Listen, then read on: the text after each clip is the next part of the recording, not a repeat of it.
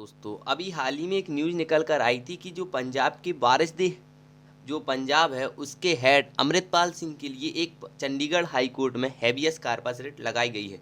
तो आखिर होती क्या है हैबियस कार्पस रिट, उसी के बारे में हम आज की इस छोटी सी वीडियो में चर्चा करने वाले हैं।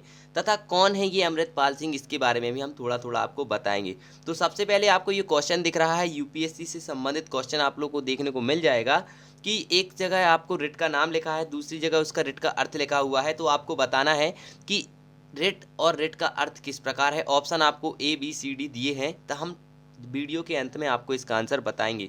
तो अमृतपाल सिंह जो है वारिसलीह पंजाब के हेड हैं और इन्होंने अपने आप को ही वारिसलीह पंजाब का हेड स्वयं ही बनाया है, किसी ने इनको बनाया नहीं है। तो हम आपको बता दें कि अमृतपाल सिंह को पकड़ने के लिए लगभग 4 से 5 दिन से लगातार ही पंजाब में इंटरनेट शटडाउन देखने को मिल रहा है और पंजाब के लगभग 80,000 से ज़्यादा पुलिस वाले और केंद्रीय और अर्धसैनिक बल भी वहां पर लगे हुए हैं, लेकिन अभी तक अमृतपाल सिंह को नहीं पकड़ा जा सका है। अमृतपाल सिंह को क्यों पकड़ा जा रहा है, तो मैं आपको बता दूं कि अमृतपाल सिंह जो खालिस्तान समर्थक है, उसने एक खालिस्तान राष्ट्र बनाने की बात की थी कि हम खालिस्तान राष्ट्र बनाना चाहते हैं। साथ ही साथ उसने कहा था कि यदि हिंदू राष्ट्र गलत नहीं है तो खालिस्तान राष्ट्र गलत कैसे हो सकता है।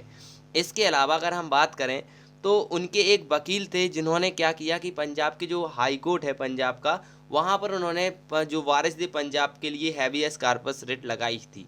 अगर आपने जय भीम मूवी देखी हो तो आपने उसमें हैबियस कार्पस का मामला सुना जरूर होगा कि जो आदिवासी समाज के लोग होते हैं, पंजाब जो वहाँ की पुलिस होती है उनको गायब कर देती है। उसके बाद जो वकील होते हैं चंद्रू नाम के, वो क्या करते हैं हैबियस कार्पस रिट लगाते हैं और वहाँ पर उनको पेश करने की बात करते हैं। वैसे ही यहाँ पर भी जो वारिसलीह पंजाब के हेड अमृतपाल सिंह हैं, उनको भी बिल्कुल सेम कंडीशन में हैबियस कार्पस रिट करने की बात कही गई है। हैबियस कार्पस रिट का हिंदी में अर्थ होता है बंदी प्रत्यक्षीकरण, यानी कि हैबियस कार्पस यानी उनको पेश किया जाए न्यायालय के सामने।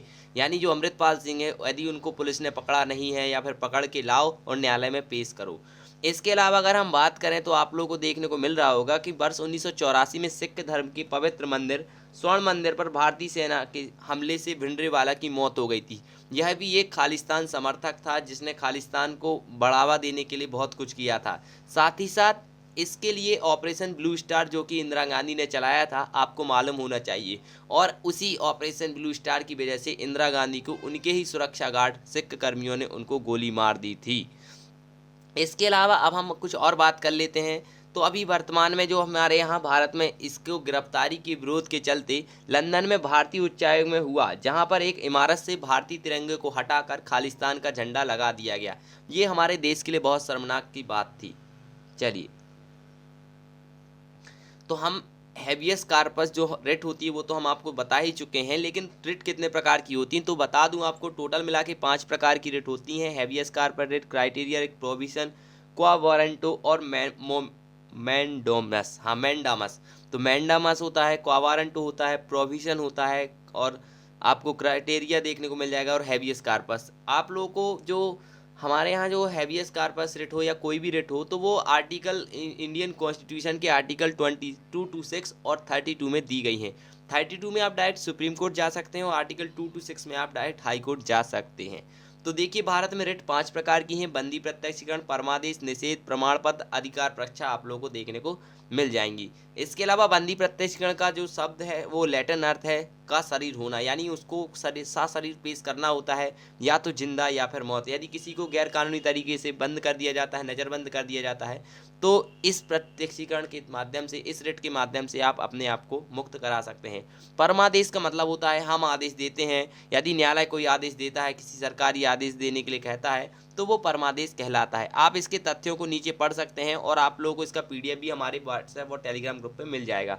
निषेध मतलब होता है मना करना। यदि एक अदालत जो स्थिति में उच्च है, एक अदालत के खिलाफ एक निषेध रिट जारी करती है जो बाद में अपने अधिकार क्षेत्र को पार करने या किसी अधिकार क्षेत्र को हड़पने से रोकने के लिए निचली स्थिति में है, यह निष्क्रियता को निर्देशित करता है, यानी वो मना कर देती है कोई भी चीज़ के बारे में। प्रमाण पत्र मतलब एक कोई प्रमाणित होना, कोई भी एक वैध डॉक्यूमेंट पेश करना, ये होता है प्रमाण पत्र देना।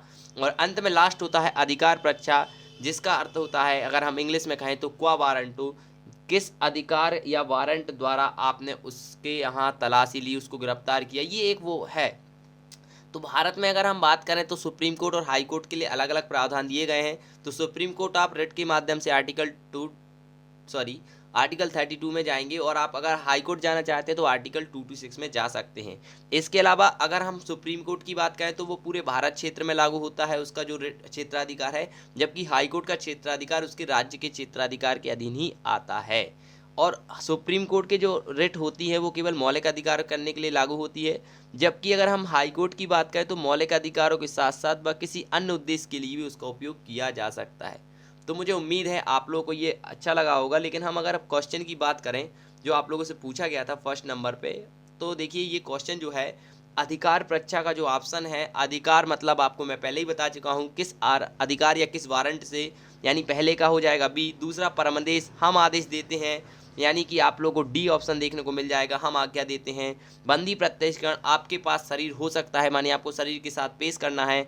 और उत्प्रेषण लेख मतलब प्रमाणित करना, यानी आपको कोई प्रमाण देना। तो आपका इसका सही आंसर आप लोग को देखने को मिल जाएगा ऑप्शन 4।